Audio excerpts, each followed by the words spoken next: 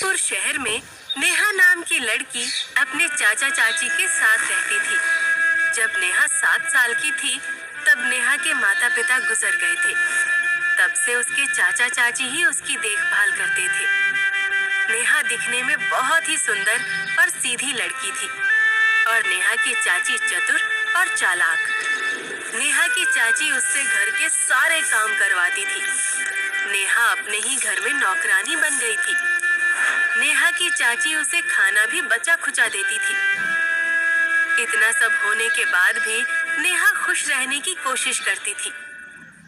नेहा की चाची ने बड़े बड़े घर की औरतों को अपना दोस्त बना रखा था, जिससे उनका सोसाइटी में नाम बने। एक दिन नेहा की चाची ने अपने घर पर किट्टी पार्टी रखी थी। नेहा सबको वहाँ जूस के ग्लास दे रही थी। तभी नेहा से गलती से एक ग्लास नेहा की चाची के ऊपर गिर जाता है। अरे गवार, तूने ये क्या किया? तूने मेरी इतनी महंगी साड़ी खराब कर दी।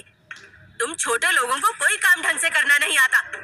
मुझे माफ कर दो चाची, मैंने ये जानबूझकर नहीं किया। वहाँ पर बैठी औरतें नेहा के मुंह से चाची नाम सुनकर हैरान हो जाती हैं, क्योंकि उन सबको लग रहा था कि नेहा उसके घर की नौकरानी है। नेहा की चाची ये देखकर बहुत शर्मिंदा हो जाती है। मैं तेरी कोई चाची वाची नहीं हूँ। चल अब ये सब साफ कर और इस कमरे से बाहर निकल जा। जब नेहा की चाची की किटी पार्टी खत्म हो जाती है, तो नेहा की चाची उसे बहुत डांटती है। तूने मेरे दोस्तों के बीच में इतनी बेइज्जती करवा दी। अब तुझे आज का खाना नहीं मिलेगा और तू आज रात ऐसे ही भूखी सोएगी। उस रात नेहा अपने कमरे में रोते रोते भूखे ही सो गई। नेहा इस बात से अनजान थी कि उसके चाचा चाची इसके 21 साल के होने का इंतजार कर रहे थे, क्योंकि नेहा के पिता ने अपनी जायदाद नेहा के नाम लिखी हुई थी और जायदाद के मुताबिक नेहा के 21 साल के होते ही जायदाद नेहा के नाम हो जाएगी। नेहा के चाचा चाची उसकी सारी जायदाद अपने नाम कराना चाहते थे। एक दिन नेहा घर की सफाई करने के बाद अपने कमरे में थोड़ी देर के लिए आराम करने चली जाती है। ए लड़की, घर में इतने काम पड़े हैं और तू यहाँ आराम फरमा रही है? चाची, मैंने अभी तो घर की सफाई की है और किचन के बर्तन भी साफ कर दिए। तो क्या हुआ? बाथरूम में इतने सारे गंदे कपड़े पड़े हैं, उन्हें कौन साफ करेगा? ठीक है चाची, मैं अभी कर देती हूँ। इतना कहकर नेहा सारे गंदे कपड़े साफ करने बाथरूम में चली जाती है। काफी देर कपड़ों को धोने के बाद नेहा उन्हें सुखाने बाहर चली जाती है। नेहा कपड़ों को रस्सी पर टांग रही होती है और तभी उसका पैर पानी की वजह से फिसल जाता है और वो जमीन पर गिर जाती है और रस्सी पर टंगे सारे कपड़े भी जमीन पर गिर जाते हैं। गिरने की आवाज सुनकर नेहा की चाची दौड़ी दौड़ी बाहर आती है। ये लड़की कोई भी काम ढंग से नहीं कर सकती। देखो तो जरा, अभी तो कपड़े धोए थे, सारे के सारे खराब कर दिए।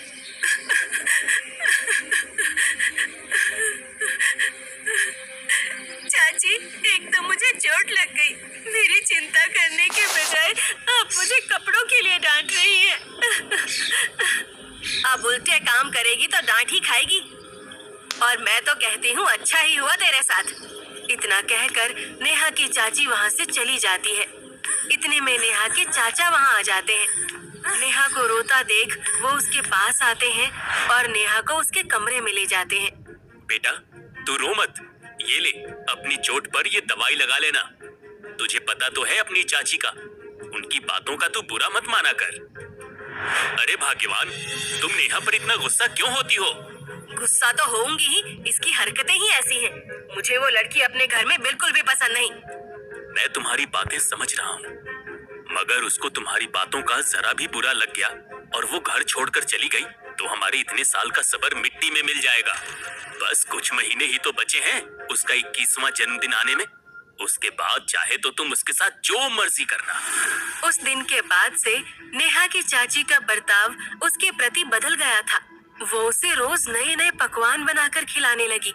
नेहा को अपनी चाची का इतना बदला हुआ बर्ताव देखकर आश्चर्य हो रहा था, मगर नेहा को क्या पता था कि कुछ दिनों के बाद उसके जन्मदिन पर उसके साथ क्या होने वाला है। और वो दिन आ गया जब नेहा 21 साल की हो गई थी। नेहा के चाचा चाची चालाकी से घर के कागजात पर नेहा के साइन ले लेते हैं और वो घर उनके नाम हो जाता है। जायदाद नाम होते ही नेहा की चाची उसे धक्के मारकर घर से बाहर निकाल देती है।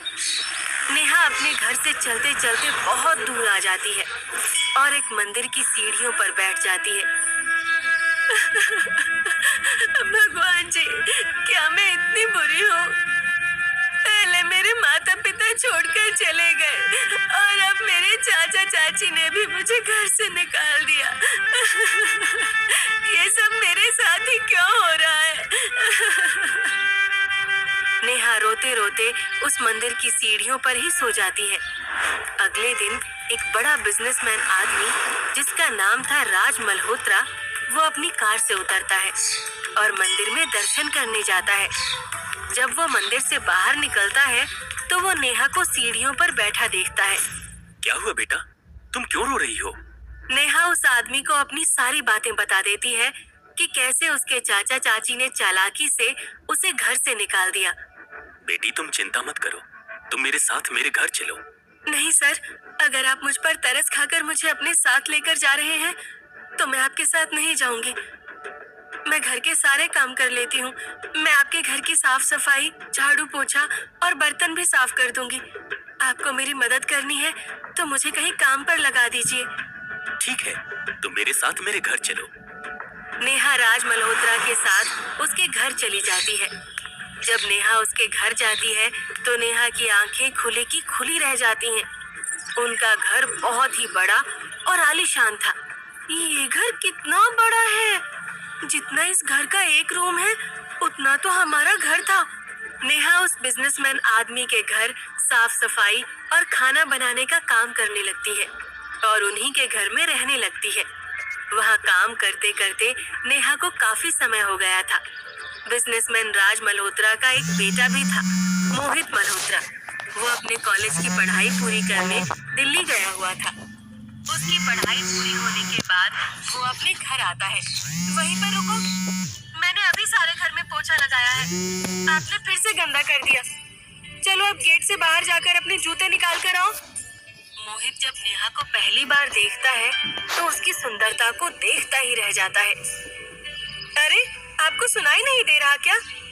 मैंने कहा बाहर निकालो। वेट, बट तुम कौन हो? मैंने तो तुम्हें पहले यहाँ कभी नहीं देखा।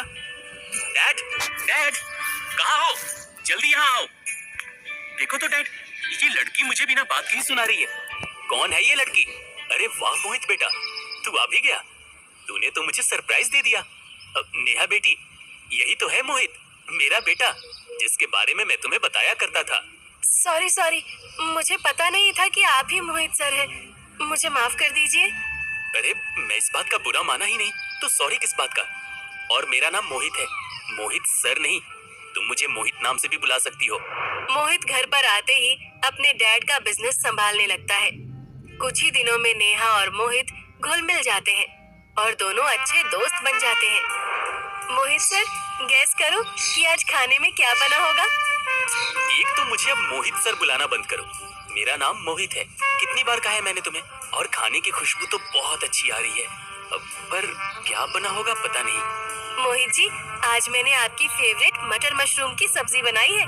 अरे वाह, सच में? आज तो खाने में मजा आएगा।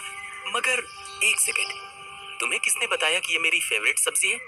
डैड, आप क्या नेहा को मेरी सारी बातें बता देते हो? नहीं बेटा नहीं, बेटी ही पूछ रही थी कि मोहित को खाने में क्या पसंद है, तो मैंने बता दिया। नेहा भी उनके परिवार में घुल मिल गई थी। नेहा और मोहित की दोस्ती धीरे धीरे प्यार में बदल जाती है और मोहित नेहा से शादी करने का मन बना लेता है। डैड, मुझे आपसे कुछ जरूरी बात करनी है। हाँ बताओ, क्या जरूरी बात है? डैड, मुझे नेहा पसंद है और मैं उससे शादी करना चाहता हूँ। क्या मोहित, तुम्हारा कुछ दिमाग खराब हो गया है? मैं एक नौकरानी से अपने बेटे की शादी कराऊंगा? अरे ये दुनिया वाले क्या कहेंगे हमारे बारे में? डैड, आपने ही तो बचपन में मुझे समझाया था ना कि कोई इंसान छोटा या बड़ा नहीं होता। तो आप कब से ये बातें सोचने लगे? और दुनिया वाले क्या कहेंगे, मुझे इस बात से कोई मतलब नहीं। मुझे तो मतलब है आपसे बाकी आप हमारे बारे में क्या सोचते हो? राज मल्होत्रा अपने बेटे मोहित की बातें सुनकर सोच में पड़ जाता है। ठीक है बेटा, मैं तुम दोनों की शादी के लिए तैयार हूँ। और बेटा मोहित, मुझे तुझ पर नाज है कि तुम्हारी सोच इतनी अच्छी है। कुछ ही दिनों में नेहा और मोहित की शादी धूमधाम से होती है। नेहा मोहित के साथ बहुत खुश थी। शादी के बाद मोहित ने सभी ऑफिस वालों के लिए एक बड़ी पार्टी रखी थी, जिसमें वो अपने सारे एम्प्लॉइज को बुलाते हैं। नेहा के चाचा मोहित की कंपनी में ही काम करते थे। नेहा के चाचा चाची उसी पार्टी में आए हुए थे। जब नेहा की चाची ने नेहा को मोहित के साथ देखा तो उसकी आंखें खुली की खुली रह जाती हैं। इस लड़की की तो किस्मत चमक गई। नेहा इतने बड़े घर की बहू रानी बन गई। यही समय है नेहा से माफी मांगने का और इतने बड़े खानदान के घर से नाता रखने का। ये देखकर नेहा की चाची और चाचा नेहा के पास उसे बधाई देने जाते हैं। बधाई हो बेटी तुम्हारी शादी के लिए। और नेहा बेटी, हो सके तो हमें माफ कर देना। मैं जानती हूँ हम माफी के लायक नहीं हैं। हो सके तो मुझे अपनी माँ समझकर ही माफ कर देना। नहीं चाची, आप मेरे आगे ऐसे हाथ मत जोड़िए। आप मुझसे बड़ी हैं। ठीक है, मैंने आप लोगों को माफ कर दिया। तुम दोनों की जोड़ी हमेशा ऐसे ही बनी रहे। और नेहा बेटी, पराए घर जाकर अपने चाचा चाची को भूल मत जाना। बस हमें याद कर लेना, हम तुरंत तुमसे मिलने तुम्हारे पास आ जाएंगे। इसी बहाने हमें भी तो मौका मिलेगा तुम्हारे आलीशान घर में आने का। इस तरह नेहा का जीवन पूरी तरह बदल गया। जिस घर में वो नौकरानी बनकर रहती थी, अब नेहा उस घर में बहुरानी